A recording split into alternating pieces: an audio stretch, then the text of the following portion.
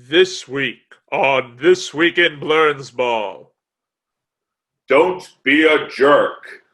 unwritten rules are meant to be broken. Trade Center preview. Stuff goes off the rails. Wait, really? Yep. Good to know. Thank you for the heads up on that. Glad to help. Hi, Animatronio.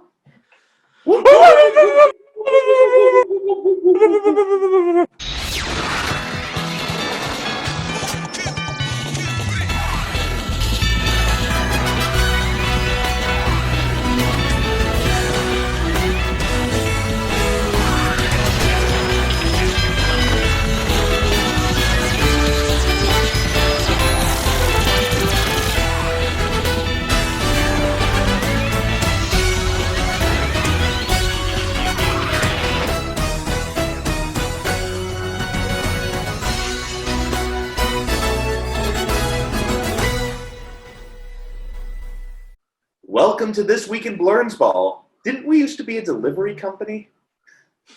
I am your host, Ben Bloom, co-host Ben Bloom. With me, as always, is Jacob Morris. Welcome to the 30th episode spectacular of This Week in Blernsball.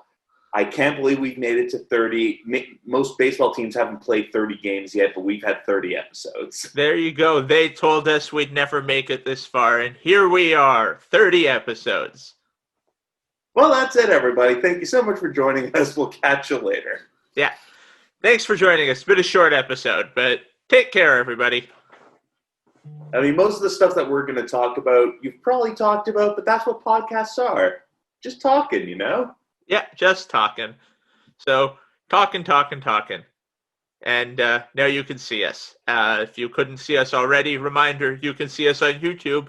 The YouTube channel is named This Week in Blernsball, like everything else This Week in Blernsball related, because nobody else thought to capture that great intersection between baseball and Futurama. I mean, if we're making a Venn diagram of baseball and Futurama, it's us and Hank Aaron the 64th. Hey, what about Hank Aaron the First? He showed up on Futurama. He did. I was the home run king. But you... I love that Hank Aaron the 64th. Well, at least I'm still the worst football player ever. Yeah. Oh, man. That was a good episode, but we're not talking about a Leela of her own. Or are we? But we're not. No. No. Instead, we're talking about modern-day baseball and how terrible modern-day baseball is. I mean, if this week was any indicator of just the awful and dumb shit that still permeates not just the game but the world we live in, I mean, this week got off to, for us, our podcast production, we got off to an inauspicious start because of what happened during a Cincinnati Reds game. Yeah, neither of us being Cincinnati Reds fans, this doesn't reflect on our fandom, but man, Thom Brennaman is a trash human being, and there's no other way to put it. So for those of you who don't know, I'm not going to repeat what he said because it makes me incredibly uncomfortable, but he used one of the anti-gay words, and it's the one that means cigarette in England, on a live microphone at the tail end of the first game of a doubleheader, and then apologized for it mid-game in the second game, pausing to call a home run. Great meme, by the way, interjecting home runs into historical events. We will fight them on the beaches. We will fight them on the landing grounds. And Mike Trout goes yard. We will fight them. If there wasn't such an ugly slur and like a hateful remark being made, interjecting serious moments with a random baseball call would be hilarious in every sense. But as much as I wanted to delve into those jokes, no. Live mic or not, these are thoughts in someone's head and something that someone actually articulated in a conversation. And that's not okay. We've spent an inordinate amount of time on this podcast talking about just the awful things that we've seen in the world. And again, this isn't just a baseball issue. This is a world issue. People still talk like this. People still act like this. For us, though, we're looking at baseball more than the average human. So, again, this is not a baseball-only problem. This is a world problem, and baseball is reflective of that. And really just, you don't think, when you're doing a public apology, this is probably going to be the last time you're on a Cincinnati Reds broadcast. Don't fucking cut it off to call the play. It's television, asshole. People are watching. They can see what's happening in the game. They don't need you to interrupt what was, I wouldn't even use the word, half-assed is, too generous to half-asses out there. Yeah, it was downright terrible. It was a piece of unintentional comedy that he stopped to call the play. But it was, the whole thing was just atrocious. From the live mic, and I mean, you're a broadcaster, to assume every mic you're on is live. But even the fact that he was saying it, we're talking in this day and age, expanding the game of baseball, making it accessible and open to everybody. And here's a major figure in it, or at least in the Cincinnati metropolitan area, expressing those kinds of thoughts out loud and in public, or in a pseudo-public area. It really does not reflect. Sorry, go on. Sorry. He also calls NFL games. So, this is a voice that people have heard in various sports. And yeah, sorry, I didn't mean to cut you off. Just yeah, it really doesn't reflect well on the whole baseball's for everybody kind of movement that they're trying to push. Baseball and a lot of sports are very exclusive. That it's very macho, it's very anti-gay in the locker rooms. And it's something that they're trying to push, that no, sports should be more inclusive. There should be more room for minorities and people of non-straight sexual orientations. And then you have a dumbass like this say something like that, and it sets everything back again. And we've seen examples of this in baseball before. We saw Escobar. I'm not even going to say the word he wrote on his eye black in Spanish, because that in itself is, an equivalent slur, and he was fined and suspended. You had Kevin Pillar, and I'm sorry, I don't mean to be picking on the Blue Jays. These are just examples that came to mind, and it's not really picking on, it's calling out something bad that happened. And where Kevin Pillar, called the umpire that same slur when he, whatever the situation was, there's no excuse. You can't be like, oh, I was in a fit of rage. Don't use a slur. Don't use something that people have such such painful memories and connections with, that you're disparaging someone just because of who they are. And it doesn't matter that, the umpire, isn't or wasn't gay. That's not the point. That's not the point. The point is that you're denigrating a group of people, and that's not right. No. And yeah, it's this is something that, throughout society, throughout every facet of, pop culture, sports, entertainment, normal human discourse, hateful words like this are still said. And we're not past it. That's the problem. We're not past it. And, again, two of us were talking about this, cards on the table, we're both straight white males. Yeah. Yes, Jewish, but again, that's just going down a whole different rabbit hole. But no, if you really if you're really still not sold on the power and the hateful impact of these words, first person I can think of in terms of someone who responded really well to this was an old colleague of mine, Devin Haru at CBC. He wrote a first person perspective just on the weight of these words and just their impact and their negative impact. So I believe if you follow him like on Twitter, like it's a recent post of his, and like in a situation like this, just like we've done with other instances, like don't ask us, ask people who this is their lived experience, and they are more than willing to tell you, like the personal heartache this has caused. Yeah, absolutely. Devin's a great follow. Having had the chance to work, I'm not going to say with, but in tandem with, I guess is probably the best way to put it, through my other job, because this is not my full-time job, folks. I don't know if you gathered that, but this is more of a hobby to the two of us. He's awesome. He's a great advocate for that community, and he's a great advocate for the sports community in Canada in general, so definitely worth a follow. But this is his lived experience, and he really put a great experience to what that's like. So if you want more on this and more on why it's really not appropriate, I mean, I can't say that enough. If I'm going to put this out here, if you think it's appropriate, you shouldn't be listening to this podcast. Yeah, like we know our audience is limited, but we are more than happy to limit it to people who, would devalue someone's life based on who they are. Yeah, like that's not okay. That's not okay. Yeah, and I think we yeah.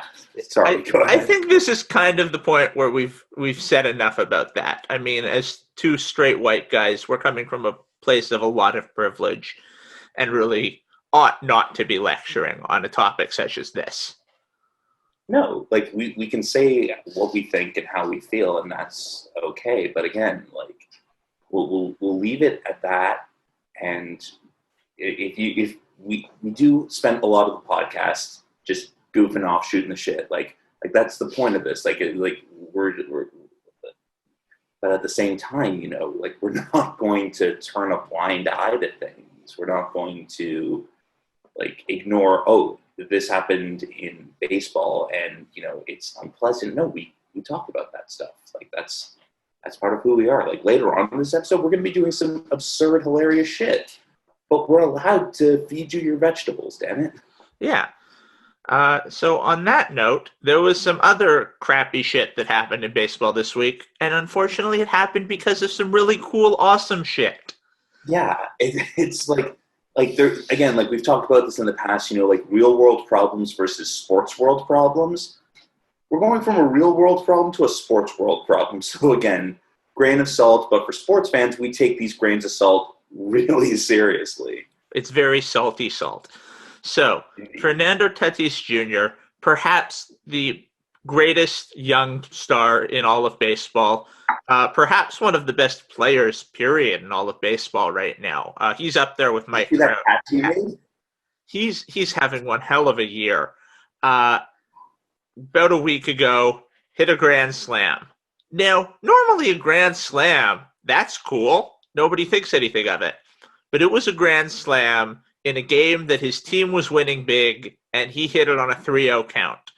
So that made the Texas Rangers, who are already a pretty salty team. Oh my God, of course. Of course it's the Texas Rangers.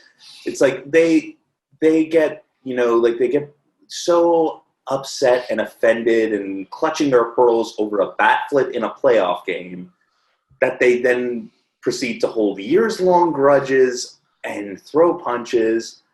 But, I mean, God forbid, in a regular season competitive baseball game, you try to swing at one of their pitches, suddenly you're breaking an unwritten rule. And the crux of this?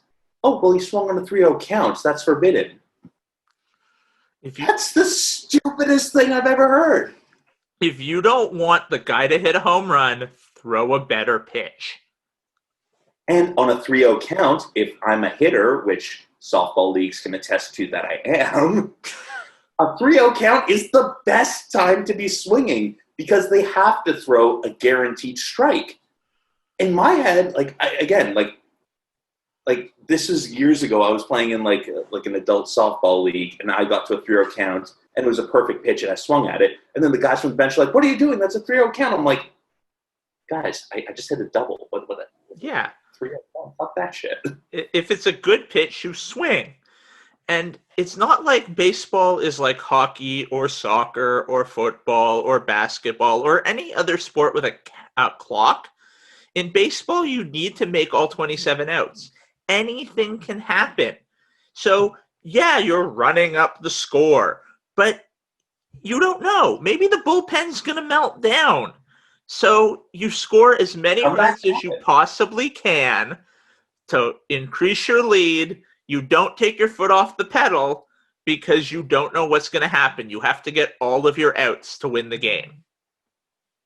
And then because it's Chris Woodward, former Blue Jay. God, the Blue Jays are getting dunked on this episode.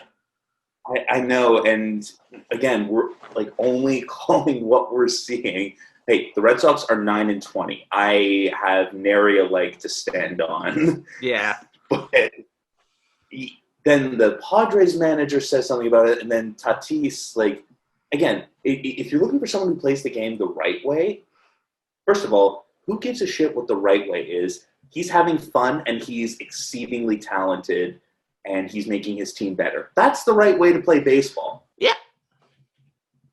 He has to like go out there and say, I guess I missed the signal. It's like, he shouldn't have to do that shit. I mean, like, he is a professional athlete trying to compete to win and help his team do better. And that just like all the bullshit around unwritten rules makes it, it like takes your attention off the fact that the San Diego Padres, all they do now is hit grand slams, and then they end up sweeping the Texas Rangers. So suck it, Texas, and like the entire state, not just the team, because I think they swept the Astros afterwards. Yes, they did. So the Texas Rangers have not won a game since they were gigantic whiny babies about swinging on a 3-0 pitch. And that's an insult to gigantic whiny babies. I was one of those. Oh, man, yeah, you would have been a gigantic baby, considering, your size now. Yeah, I mean, I was born an Ewok and I grew into a Wookiee.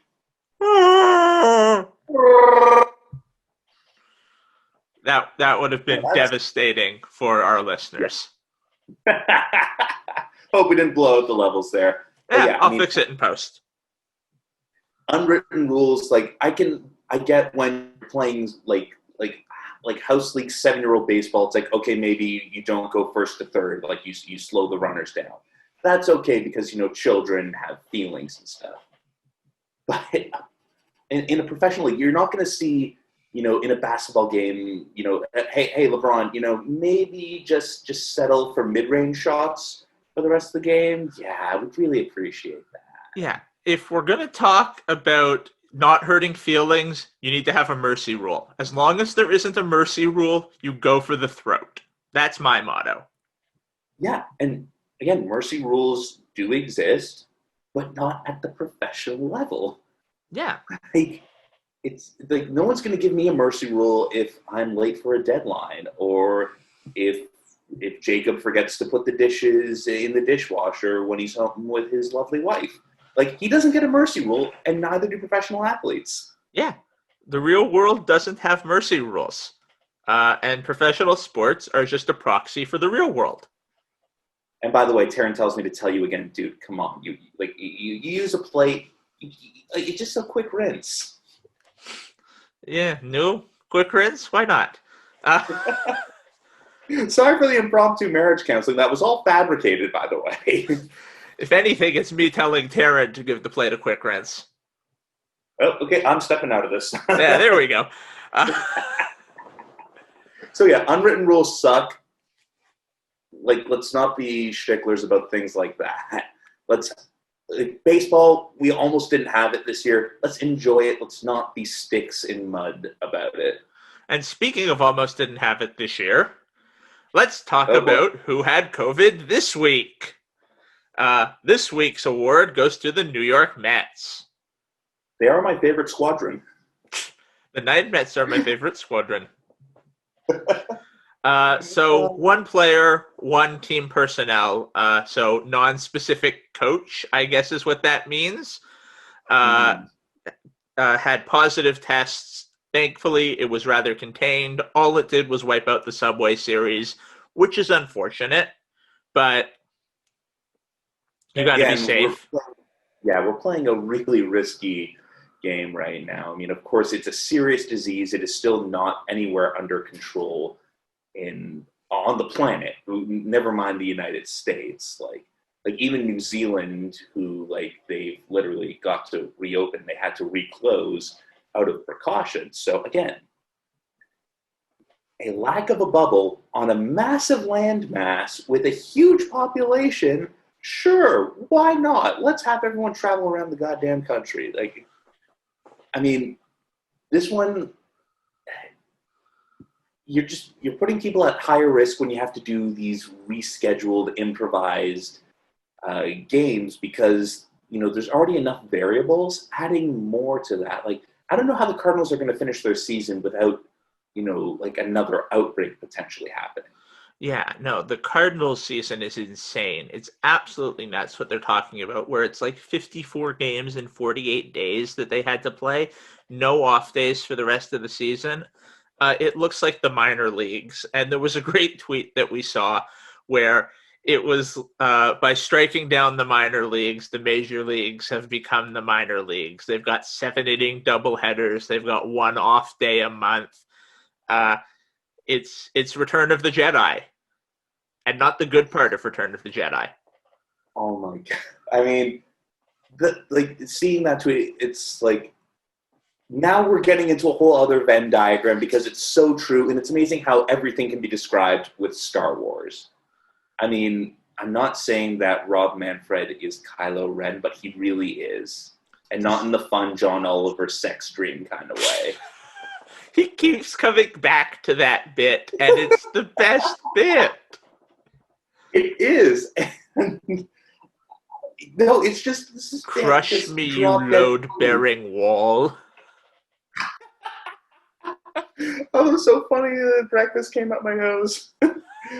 But yeah, I mean, it's ridiculous at this point. There's something crazy about like this attempt at a baseball season we're living in right now, and I'm not being negative. I'm not being a downer just because my team is not playing well and everyone is going to leave because our friend Chaim Bloom is going to show them the door. No relation, although, I mean, if he could hook up a distant cousin with tickets, maybe. Well, tickets to what? Nobody's allowed into anything. I want to go home now. I don't want to live on this planet anymore. Oh. Yes. So, speaking of no tickets to any, do you want to talk tickets? Do you want to talk trades? What do you want to talk next? I mean, I think we go into trades because we've already had a few trades go in Major League Baseball. I mean, remember when Nick Pivetta was actually like a player of value? Yeah, Because I mean, like it was a while ago.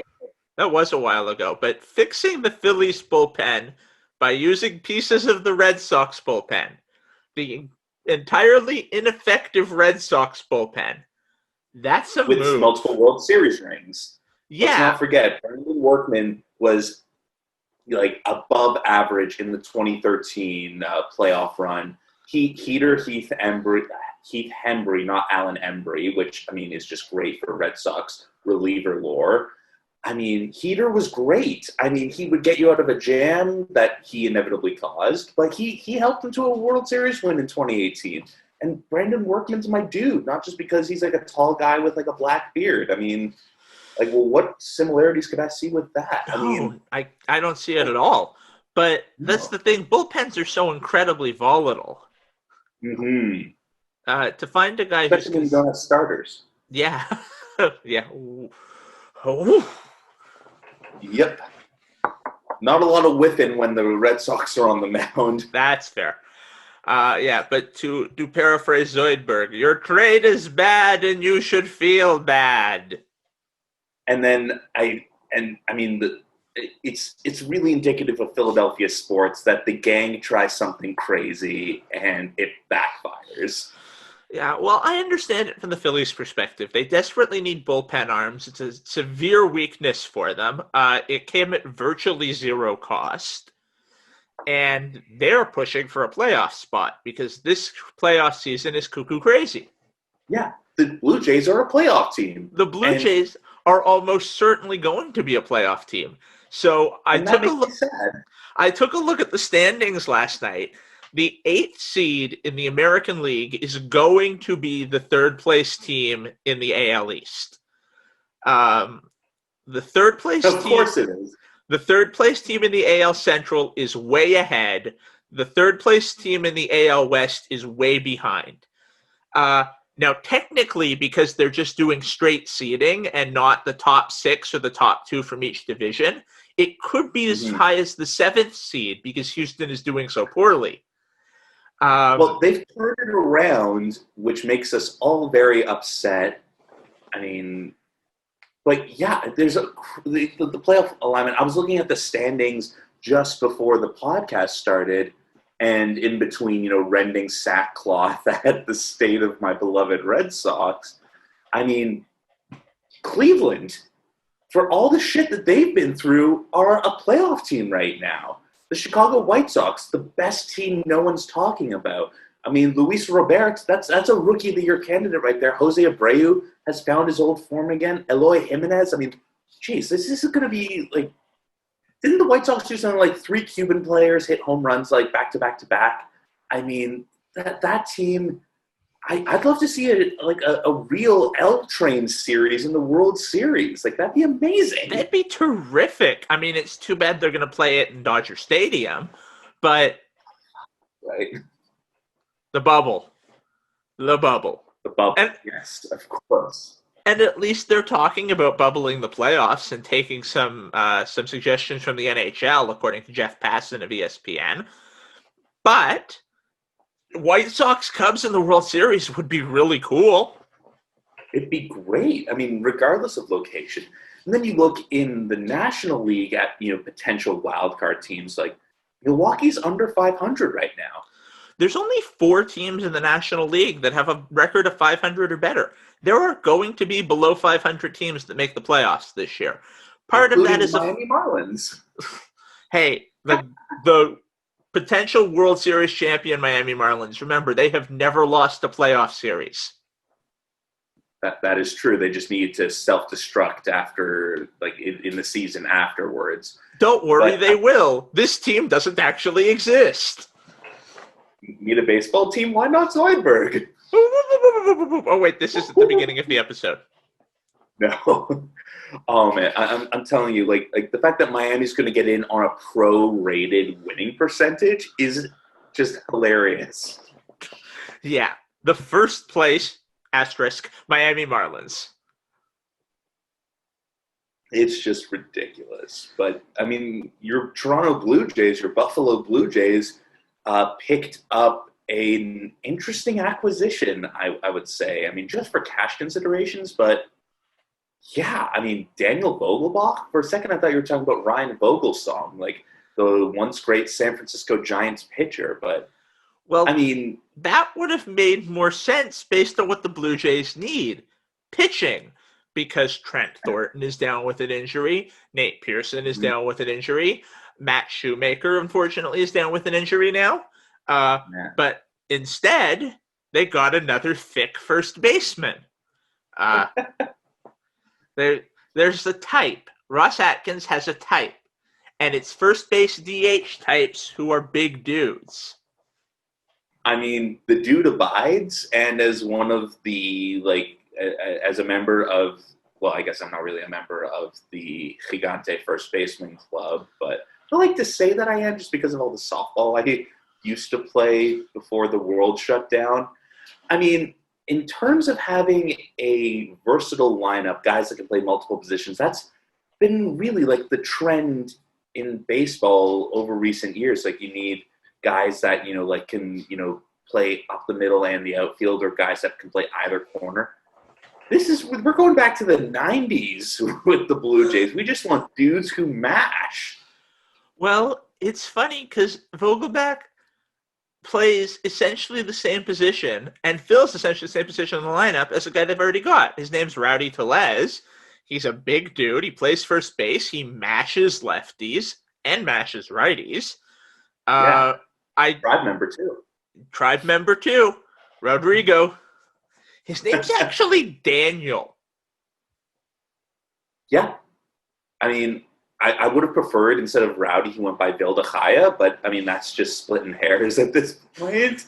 Like, I think we got to get on the Vildachaya Tellez train because that sounds Esperanto, which is the greatest of the Jewish languages. It is the greatest of the Jewish languages. But either way, I mean, I get it as a bench bat because, I mean, a couple of days ago they had Joe Panic pinch hit. Joe Panic's a great dude. Joe Panic plays a mean defensive second base. Apparently, Joe Panic is great in the clubhouse. Joe Panic should never pinch hit, ever. Pinch run. I pinch run him 25-8. Yeah, absolutely. But pinch hit? No. I mean, is Travis Shaw injured right now? Nope, Travis Shaw's healthy. He's playing third base most of the time. And he's actually hitting quite nicely. Yeah, former Boston Red Sox Travis Shaw. Like, and again, yeah, why do you need another guy that fills the same role? Unless it's for more of Charlie Montoyo's, like 3-card Monty setup that he's got going with substitutions. Yeah, oh man. Charlie Montoyo's pulling names out of a hat lineup. Very nice hat, we would say. Yes, everything is made up and the lineup order doesn't matter. It's like jazz. We pick it up as we go. It's about the positions you don't play. Thanks, Whiplash. Oh, man. I mean, and then the trade deadline, like, it's coming up literally like a week from today. Well, no, it's August 31st is the trade deadline. So our next episode will be a trade deadline analysis. Yeah, it will have happened by the time the next episode's out. That will be cool. Yeah. We're going to have a trade deadline episode. I know. I mean, look at us. Who'd have thought? Who'd have thought? We're doing great. We're actually talking baseball. All like 100 listeners that listened to us last week will actually hear us talking baseball. 100 listeners, right? Yeah, dude, we're really going places, and it took us 30 episodes to get here. I mean, I'm quite happy with how we've been going about this. And yeah, actually talking baseball, and we're not just talking Major League Baseball. We dropped some minor league stuff in there. We'll still talk about the New York Knights on occasion. And, of course, some of our classic games of the week have been World Baseball Classic games. And I think we have some news on that front. We do. So the World Baseball Classic, which according to its bizarre schedule, which started triennial and then became quadrennial and then became whatever it wanted to be, got bumped back a year. So it should have been 2021. Has now been delayed to 2023. Wait, that's a 2-year delay. That's a 2-year delay. That's my bad. So now we're what, in sesquicentennial occurrences? Ooh. It plays when it wants. Like Tottenham United, they play when they want to. If you haven't seen Ted Lasso, go watch it. Jason Sudeikis is great. Yeah, it's terrific. Jason Sudeikis is great in everything. He is, and a proper Kansas City sports fan. Yep. So they have bumped it back by a couple of years. This way they could facilitate doing proper qualifiers for the remaining spots. All 16 teams that played in the last WBC have automatically qualified for the upcoming WBC, which is good. Canada doesn't have to qualify. And they wouldn't. No. There's that bizarre level of in-between talent, of tweener talent, that's good enough to qualify, but not good enough to, actually go anywhere. Unless they really say, well, technically, Vladdy Jr. was born in Montreal. Unless they do that shit, I mean... He's eligible. He's eligible. You know what? He is certainly eligible. But that said, if I had the choice, I'd play for the Dominican Republic, to be honest. Well, let's see if he even gets picked for the Dominican Republic team. That team is going to be stacked in 2 years' time. You mean the team that's always stacked is going to be stacked once again? But particularly stacked. Plátano power! That was the best when Fernando Rodney just had a friggin' plantain, and it was their rally plantain. The rally plantain. Now, what I'm looking forward to is the return of Team Israel. Yes. I mean, like, obviously we want Team Israel to do well because it's just the funniest, most entertaining thing.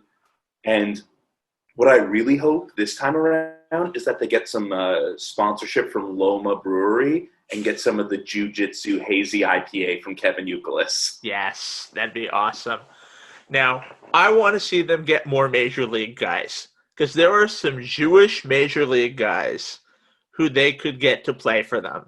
And they didn't last time around, mostly because they were based out of Korea in the 2017 Classic. Mm-hmm. And they still did well. They still did very well. But if they were to get Rowdy Tellez and Kevin Pillar, and I would say Paul Goldschmidt, but Paul Goldschmidt is not Jewish in spite of the name. No, but my father thinks he is. Yeah, he's actually super Christian. Like Zachary Levi. Zachary Levi. With a name like that, you would think he's really Jewish, but he's super Christian. Yeah, he could be from those parts of America where the only names that they name are from the first two books of the trilogy. Yeah, but with the last name, it's like, yeah, I mean, it's like when I found out that Ezekiel bread wasn't kosher. It's like, really? Right? I mean, all the power to him. And actually met Paul Goldschmidt's aunt and uncle like in 2013 when I was at a Red Sox Diamondbacks game at Fenway. They were sitting next to us. Nicest people. But yeah, I mean, he's welcome to join the club. Like, we're always accepting members on our team. We're not ever looking for members, but we're always accepting. Yeah, we're not much in the proselytizing department. We're not evangelicals out here. But no, we don't have a great scouting department. So we'll put it there. We'll put it that way, yes. But as Ben and I have both said, if Team Israel ends up playing in a North American part of the tournament, we will be going.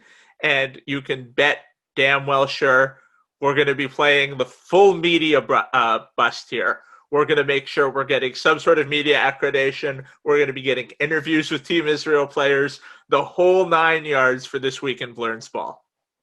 So it's your move, Mensch Warmers podcast. Their podcast run by an old rugby teammate of mine. You know, nice guys, do a good show. Yeah. So, this week in Zach Greinke, entirely left this field. This guy again. Zach Greinke is, if he didn't play for the Houston Astros, he'd probably be my favorite non-Blue Jay. Again, every time we bring up this guy, he's the best player on the worst team. So he had the absolute trolliest move this week. He was upset with how the mound landing spot was, and he called out the grounds crew to fix the mound. But instead of, walking around or going back to the dugout or going to the bullpen to stay warm, he just sat behind the mound, cross-legged, like an angry child. His vibe is very much angry child not getting his way. Yeah, it very much is. He also threw what I'm going to call the greatest pitch of the season this year, a 53.8 mile an hour eephus pitch, dead down the middle. So pretty much my max velocity. Yeah, I think that's my max velocity at this point too. And just the batter let it go, because what the hell does one do with a 54 mile an hour pitch? It's like a Bugs Bunny cartoon. You know, when he's on the mound, he throws it and the ball like stops, swings 3 times, keeps moving, swings 3 times, keeps moving. Yeah. It's, I mean, yeah, like if any baseball player was a Looney Tune, or if they ever did a baseball version of Space Jam, that, let's be honest, Space Jam is a baseball movie, not a basketball movie, don't at me.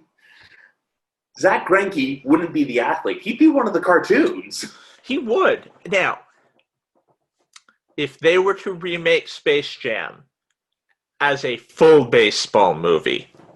It was a full baseball movie. That is to say, though, my mic cut out there for a sec. That is to say, though, the climactic scene is not Michael Jordan playing basketball, but rather a baseball player playing Looney Tunes baseball against the Monstars, who is the ringer that they bring in. Remember, it's not just about how good they are at baseball. It's about the personality they bring, too. So I think we need to cast a couple people in this scenario. We need to figure out who the Michael Jordan is, of course. We need to figure out who the Monstars are stealing the talent from, and who's the Bill Murray. Bill Murray's if Bill Murray is unavailable. Bill Murray's the Bill Murray. You say that, but I want David Ortiz to be the Bill Murray. No, David Ortiz is the Michael Jordan. Boom. Done. It's like, well, what do you mean? Like, I'm a broadcaster now. And Bugs Bunny's like, you're not a broadcaster. There you go. That's why they wouldn't steal the talent from him. He's retired. Yeah. And just like Michael Jordan was, sort of, technically. We don't want to go into that. Just watch The Last Dance. Yeah. Oh, man. And yes, and that allows for Bill Murray to still be Bill Murray. Although Tatis would be a great Michael Jordan, too. Yes, he would. And yeah. Yeah. I'd watch that movie. I'm already watching it in my head. I'm not paying attention to our podcast. Like, I'm watching it in the distance. Daffy Duck, you're such a rascal. What were we talking about? Nothing.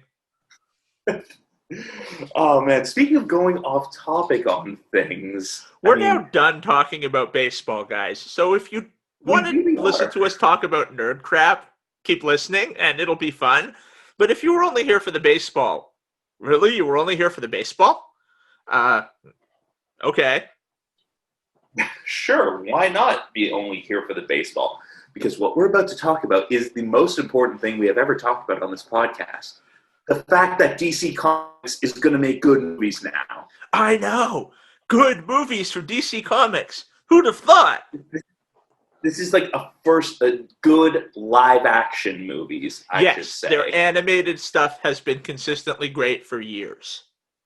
Like, it's been phenomenal. And again, like, Kevin Conroy is the one true Batman. He is. Do you know what his secret was? A lot of smoking? Well, that too. His Batman voice was his real voice, and his Bruce Wayne voice was a fake voice. Yes. And he was like the first voice actor to make that differentiation between, you know, like the Batman voice and the Bruce Wayne voice, because they are two separate people. I mean, well, not literally, but internally they're... Yes. Yeah. And Bruce Wayne is the mask that Batman wears. Mm-hmm, exactly, as Katie Holmes pointed out, because, of course, you know, it takes Pacey to tell us. Wait, is she Pacey or is she Dawson? I think she was Dawson. No, Crying Vanderbeek meme was Dawson. I'm so confused.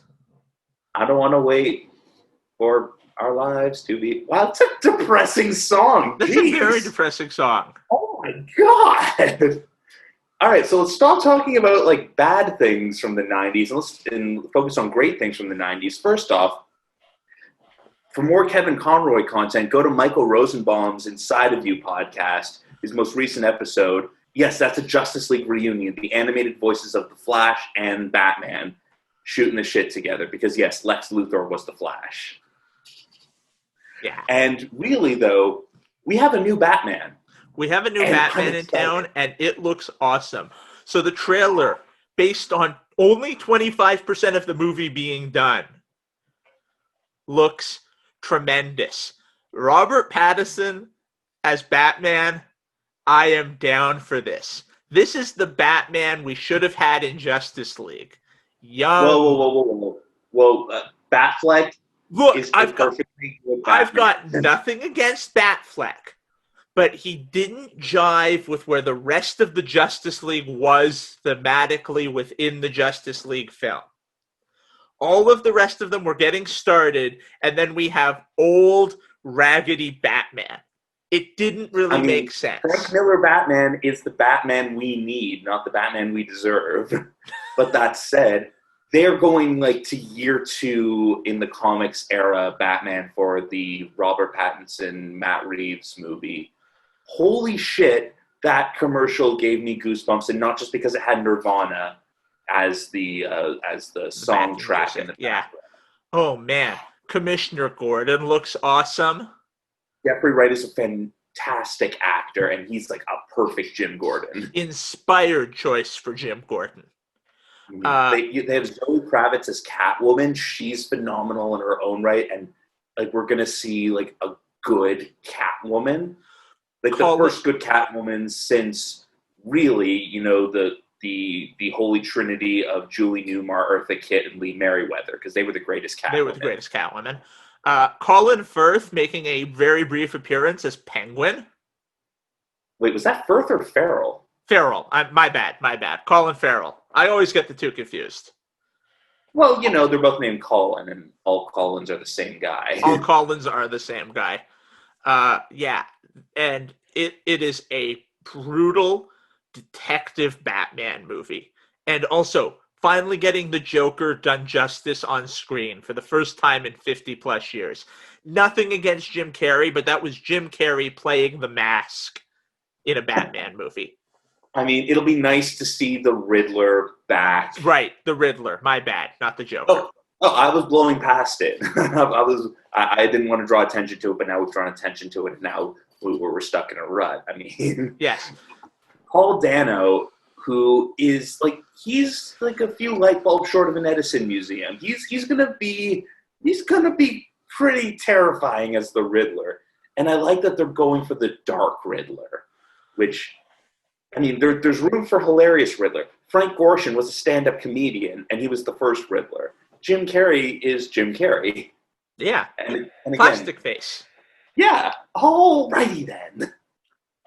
But this movie's going to be messed up and dark, and it's what Zack Snyder wants to do, but couldn't stick the landing in BVS. Yeah. The problem with BVS is that it felt unearned. We didn't know Batman well enough yet to be able to do that. Still a great Batman movie packed inside of an okay Superman sequel. Yes, exactly. And also Wonder Woman was there. Yeah. She's with you? I thought she was with you. Wonder Woman 1984, by the way. Ooh. Oh, man. I mean, watch out, Pedro Pascal, because Maxwell Lord literally dies in every comic book all the time. Oh. So he's going to be very much dead at the end of this movie. He's going to be very much dead at the end of this movie. But he'll be back. Because they want to use him as a villain in Justice League 2. Oh, of course they do. And, I mean, you have Gal Gadot playing Wonder Woman, and she's going to be even more awesome this time around, just from the commercial. And we finally get, Wonder Woman's arch rival, Cheetah, in a complete, wait a minute, funny people can be non-funny turn from Kristen Wiig. That's going to be insane. Because she's going to play her like if one of her SNL characters went a bit too far. Yeah, exactly. When they cast Kristen Wiig, I was like, Kristen Wiig? And now having seen the trailers, I'm like, Kristen Wiig. Yeah. And, I mean, when they first said Robert Pattinson is Batman, our first thought is Twilight. Our second thought is all the crazy, dark, independent shit he's done. And it's like, okay. What sold me on Pattinson as Batman was he did Persepolis. And that was just essentially him playing Bruce Wayne. that movie was like messed up. I mean, like if you like Cronenberg stuff, that's like two handfuls of Cronenberg thrown in your face. Yeah, exactly. Also, we saw some stuff from a Flash movie where we're going to have, it's a Flash movie, but we're going to have all the Batman. Yes, they're going full Flashpoint. They're bringing back Michael Keaton, who Keaton! and we thought after Birdman he was done, but no. Then he goes and becomes Vulture in the Tom Holland Spider-Man, and then Batfleck will be involved in the Flashpoint movie. But all of that leading up to the Donner cut, not the Donner cut, the Snyder cut, Justice League. Yes, Zack Snyder borrowed the Leonard Cohen Hallelujah from his Watchmen movie for the commercial. But holy crap, that is going to be amazing. I don't care what anyone says, mostly the internet, but it is going to be so good. Here's where Ben and I differ. I am decidedly meh. The problem is I got oversold on Justice League. I was so psyched for Justice League. I'm a huge comic nerd. I actually, in comics, am far more of a DC guy than a Marvel guy. Movies, Same. Marvel have gotten me because they have just so stuck the landing. But when they said Justice League, I was like, yes, we're finally going to get Justice League on the screen. We're going to have Batman and Superman and Flash and Wonder Woman and Aquaman all together. They're going to fight parademons. They're going to fight Steppenwolf. And they had it, and it was okay. Again, like everything with that production, from the sad to the like concerning. Yeah. Oh man. Yeah. Like there's that production was just like unfortunate in every regard of that word. But I don't see how making it another hour and 45 minutes longer is going to make it better. That works for me. I mean, HBO Max is giving the option of 4 1-hour parts or 1 4-hour thing. I'm doing the 1 4-hour thing. Oh yeah, don't get me wrong. I'm watching it, but I don't have these incredibly high hopes. I do like they put Darkseid in it because we need to have Darkseid committed to the big screen finally. But I don't have these ridiculous high hopes of it's gonna save everything. No. I do have those high hopes. What's as delusional as they may be. Is that because we're going to get a Flashpoint movie, we can kind of tuck this into its own little pocket universe, and then we can still have Superman come back. By the way, Henry Cavill is now open to coming back as Superman. And he was a good Superman. He was a great Superman. He just had bad material. You know who really got the short end of the stick? Brandon Routh. Like he was, but like, he could come back too. Yeah, he was a perfect Christopher Reeve, successor. Like he played the Clark Kent better than a lot of people can play Clark Kent, and he was a very good Superman. Just Lex Luthor in Superman Returns was a total shitbag. They have not had a good Lex Luthor since Gene Hackman. And Clancy Brown in the animated series. I mean live action. The animated series have been perfect. That was also an issue I had with Batman versus Superman. Jesse Eisenberg, really? Because you had a perfect Lex Luthor waiting for you on TV. His name was Michael Rosenbaum. No, well, Michael Rosenbaum, yes. But we also watched Breaking Bad for 6 years. Oh, shit! How did we not get a Bryan Cranston Lex Luthor? How did we not get Bryan Cranston as Lex Luthor? He'd have been perfect! And it would have fit well with the older Batman, too, because, it would have been a whole totally different dynamic.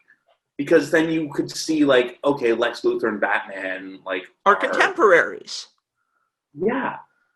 And instead of, Mark Zuckerberg, who is real-world evil, turning into Lex Luthor. I mean, I still would have thought Rosenbaum would have been great.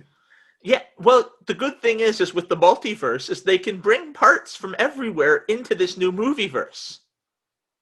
I mean, we're just going to have Crisis in multiple movie theaters. Yeah. And you know what else we need? They're they're making a Shazam sequel. Yes. And they, in the ultimate act of trolling, put Sinbad in it. So, for those of you unfamiliar with the Mandela effect, there is a common misconception that it's like what people think that it's the Bernstein Bears, but it's the Bernstein Bears. That. People think that something existed that never existed. People think that there was a movie in the 90s starring Sinbad called Shazam. No, there was a movie in the 90s starring Shaq called Kazam. Wait, this is an actual thing? This is an actual thing. Google it, people. It's cuckoo. But now, in the ultimate act of trolling, in the Shazam sequel, Shazam: Fury of the Gods, such a cool name. Great name. They've put Sinbad. So now Sinbad is actually in a movie named Shazam. Bringing It's turbo time. Full circle. That is amazing. And nice to see Sinbad back. Yeah, he's been gone for a long time. He was great in Jingle All the Way. Oh man, that's a long time ago. Who would have thought that back then the Postman would be bad and the Republican would be good? Let's not get into politics here, but yes, who'd have thought? I mean, when the Republican sounds like he just came back from a Viennese gymnasium, you know.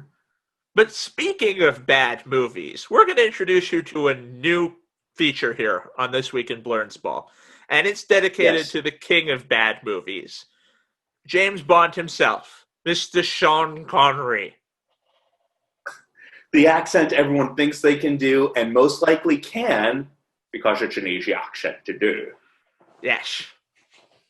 So, on his 90th birthday, mind you, this is 90th birthday Sean Connery. Happy birthday, Mr. Connery. We're going to dunk on some of your movies here. Welcome to Connery's Corner. Connery's Corner, where we talk about the best worst movies ever made, because let's be honest, from A to Zardoz, these are going to be terrible and fantastic. Because, I mean, he started making movies at Nicolas Cage levels. And we're going to have a Nicolas Cage crossover at some point. But right now,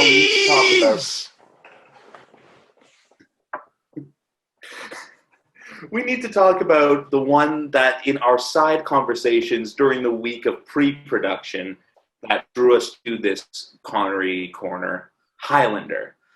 There can be only one! Just a god-awful movie with fantastic moments. Fantastic moments and awesome music. Great music. Holy shit. I mean, yes, the first time I saw this was on basic cable, so I had to rewatch it to get all the swears. I think the first time everybody saw it was on basic cable, including the people that saw it in the movie theater. Oh, of course. Like they just had a TV in the front. But Juan Sanchez Villalobos Ramirez. This has got to be the greatest Sean Connery not playing what he's playing. I'm a Russian submarine commander. It's like, well, technically I'm Lithuanian. It's like, sure, why the fuck not? Juan Sanchez Villalobos Ramirez, an ancient Egyptian who became Spanish, who at some point went to Japan and got a katana in the year 495, which is like 500 years before they invented the katana. Well, it was a Hattori Hanzo. Oh, of course. Well, that answers that. Yeah, I mean, how was Michael Madsen not in this movie? I don't know. Here's the better question. I mean, I understand how this answers itself. How did Yul Brynner not play this character, other than the fact he was dead when they made this movie? Yul Brynner walked so Sean Connery could run. I mean, Yul Brynner, who I think was born in Siberia or had some purported Siberian lineage, was the king, the Pharaoh of Egypt, the king of Siam, and the world's greatest cowboy. Okay. Did not change his voice one iota. Yep. No, Moses, we will not go to the OK Corral to sing The King and I. Great voice, by the way. Terrific Phenomenal voice. actor. Now, another guy who could have played this role, Omar Sharif, actually Egyptian. Omar Sharif is an acting god. Like never mind Calculon, Omar Sharif is in the pantheon of acting greats. And, as for actors who were in this movie, Clancy Brown, Lex Luthor, was the Kurgan. The dude who lops off Sean Connery's head. Spoiler alert, by the way. This movie there are no spoiler alerts in this movie. People get their heads lopped off a lot. It's the only way to kill a Highlander. Because there can be only one. There can be only one. And it's amazing that we spent this whole time talking about Highlander and not about the actual Highlander, Christopher Lambert. He's a very minor character in a movie about him. Which makes sense because, it's not Highlander 2 The Quickening. Let's not talk about Highlander 2 The Quickening. That was a bad movie. That was a bad movie. And not so bad it's good. So bad it's bad. Yeah, again, the point of Connery Corner is to highlight movies that are so bad they're good.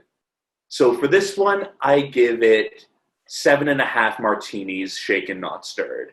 And for this one, I give it, I assume that's out of 10? Sure. Or just you give it 7.5 martinis? I just give it 7.5 martinis to properly enjoy it. This one, I give it 3.5 historically inaccurate katanas. So the ones that are made of Lego. Yes. That'd be a cool katana, though, to be honest. Lego katana. Lego people, get on it. Okay, so I think that moves us on to our classic games of the week. So wait a minute. If you skipped the part, and we'll put some liner notes in the episode. If you want to skip from when we completely go off the rails to when we come back on the rails, you can start listening now. So, classic game of the week. Sorry for blowing out the levels. Levels? What are those? Where we're going, we don't need levels. This one is from July 23rd, 2002. Boston Red Sox, Tampa Bay Devil Rays, game 1 of a doubleheader. Nomar Garciaparra's 3-home run game. His second 3-home run game for the Boston Red Sox. And the final score of that game, 22-4. Remember when the Devil Rays would lose games 22-4? Remember? I do remember. And this is Nomar just after his peak. He's still a great Red Sox player. His undeniable peak was in the late 90s. This is still great Nomar action. His first 3-home run game was in 99. He does it again on his 29th birthday. This is a birthday episode. What day is today? It's Nibbler's birthday. What a day for a birthday. Let's all have some cake. Can you smell like one, too? Deep cut Futurama reference? We're back on track. What's your classic game of the week? My classic game of the week comes from last week. It is Thursday, August 20th, 2020. And why did I pick it? Because it features an epic comeback. So, last week, the Blue Jays were down 7-0 in the first inning of a 7-inning doubleheader to the Philadelphia Phillies. They came all the way back to win 9-8 in 7 innings. They were the first team in over 20 years to come back from a 7-run deficit to win a game, and the only team in MLB history to come back from a 7-run or greater deficit to win a 7-inning ball game. Wow. I mean, I know the Red Sox did it against the Yankees. They were down something like 6-0 or 7-0. But that is an incredible comeback. And again, there were no fans in the stands, but the cardboard cutouts who left early should be deeply ashamed. You bastard! That was my joke! Dude, fame has gotten to our heads, man. We're stepping on each other's jokes. We're disagreeing about superhero movies. Just want everyone to know we're still cool. It's still everything's all Cobra-cetic, as it were. Cobras! No, Cobras. Okay, so. Great game, by the way. That was a fun game. And they Remember spotted them a baseball 7-0 lead in the first inning. Yeah, no wonder the Phillies needed Brandon Workman. Yep. And now time for the Futurama episode of the week. Would you like to go first? I have a good feeling that we picked the same episode, but I let's think hear we it. picked the same episode based on what we sang. I picked I second that emotion. I did not pick that one, but that is a great episode. And we actually sang a little bit from that episode, which Nibbler's birthday. So it's the episode where Bender acts like a total jerk to Nibbler. So the professor installs an emoting chip in Bender so that he has to empathize with everyone around him, specifically Leela. And it's on a several second delay. So anytime Leela emotes, there's a slight beeping, and then Bender emotes. And of course, it takes us back to the sewers. It has El Chupa It's the first appearance of the sewer mutants, which are, again, a personal favorite of this entire podcast. We love the sewer mutants. Yeah. We essentially are them. Oh, You're pulling me. leg mutant. Oh, man. Again, one of my favorite lines, sewer cake, sewer coffee, and Safeway ice cream. It's a classic episode. Classic line. Episode. And yourself. I am going with a personal favorite of mine, like all Futurama episodes, the Da Vinci Code. Nice one. Which has Who Dares to Be a Millionaire? It has Planet Vinci. It has Animatronio. It's a pentamento. That's correct, Zoidberg. Wait, how do you know that? My doctorate is in art history. Yes, Dr. So we now Zoidberg. know how Zoidberg's a doctor. And it's goofing on the Da Vinci Code. It has Fry's intelligence, or lack thereof. It has Braino. It has a bizarre instance of censoring, where because of all the times they say, my God, it had to be censored because America is America. But really, still a favorite line, a great line, is when Leonardo da Vinci says, I am what you call a space alien. That was... And also, Robot St. James is a zombie. Ah, yes. Great ladder episode. Season episode, but a good ladder season episode. And of course, has the line, didn't we used to be a delivery company? We did used to be a delivery company. Didn't we used to be a baseball podcast? What the frack were we doing for half of this episode? We had fun. That's the important thing. Everybody had fun today. There was a little bit of something for everyone. Absolutely. And if you've enjoyed our podcast, give us a good rating. We've been reviewed by multiple people, only a few of whom are probably robots. And again, we love our robot listeners. That's why we talk about Bender so much. Bender Bending Rodriguez. And actually, I'd like to read out a review that we got, because we do this to tell you that it's not just made-up reviews. And I promise I'm not just making this review. Yes, there are meat on the inside of these reviewers. Also, this is a nice way to say thank you to those of you who reviewed us. So this review comes from Jay Wattis, and they said, great podcast. I love this podcast. Ben and Jacob do a great job discussing a game I love. They definitely make this crazy baseball season even more enjoyable. And even crazier. Yes, that's part of our selling point. Even crazier. It really is.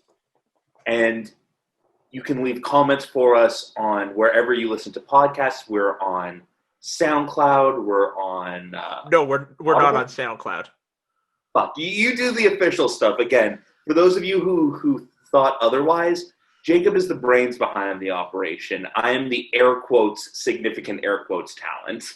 You take it away. I need to hide my head in shame. We're on Anchor, Apple Podcasts, Google Podcasts, Spotify, most major platforms, but SoundCloud's a host, so we're not on another host. You can also find us on... You can also find us on... We're more than happy with where we're hosted. We're more than happy with where we're hosted. We're on Twitter at TWI Blernsball. Same thing on Instagram at TWI Blernsball. You can find us on Facebook as This Week in Blernsball, or on YouTube if you want to see us. Ooh. I'm making a gif out of that. as This Week in Blernsball. Amazing. And yeah, you can also follow us personally on Twitter if you want to send us any direct messages, any direct feedback, any scathing criticism of my lack of professionalism. I welcome it because I apologize for going off the rails towards the end here. You can follow Jacob at JMS Morris or myself at Benjamin K. Bloom. We are more than happy to talk to fans. If you have suggestions for segments, if you have any suggestions on what our next Connery Corner should be, we already have ideas. There's a lot of material to work from. There is. You could also email the podcast, twiblernsball@gmail.com. Is there a reason I don't have access to that email? Yes, good. Good to know. Good to know. And as a reminder, we're also a member of the AZSE podcasting network, or if you're American, AZSE. They're an upcoming network, lots of sports and business podcasts there. If you like us, and if you've stuck around to this point, I sure hope you like us, you'll like at least some of what they're putting down. I'm going to call out one specific podcast this week. It's called Student Athlete Combo. It's exactly what it sounds like. They talk with student athletes about the challenges of being students and athletes at the same time. And as a former student athlete, that's something I look forward to listening to because, again, I was nowhere near the high level that these athletes on the podcast are. But again, it was part of my university experience. And of course, I, for one, welcome our new podcast overlords. Yay, podcast overlords. So I think that brings us to the end of This Week in Blernsball for this week, the 30th episode spectacular. That is not what this episode is called. It is absolutely what this episode is called. Or is it? No, this episode is called Connery's Corner. Let's be honest. Of course. Yeah, I mean, that was the winning segment. Like, we went down a rabbit hole with DC, but that's just who we are as people, and we are authentically us. Yes. Which I guess is an impediment to larger audiences. But really, we love the show. We love what we're doing, and we are so appreciative to everyone who listens to us. And thank you to everyone who picked us up last week. It was our best listened to week of all time by a large margin. So thank you. I'm going to throw in a little bit of the sign language there. That's much appreciated. And tell your friends, tell your neighbors, tell your pets. Pets can listen to you. We're big in the pet community. Yes, especially the Niblonians. Absolutely. So once again, go ahead. So for This Week in Blernsball, I'm Jacob Morris. I'm Ben Bloom. Thank you so much for joining us. Farewell from the world of tomorrow.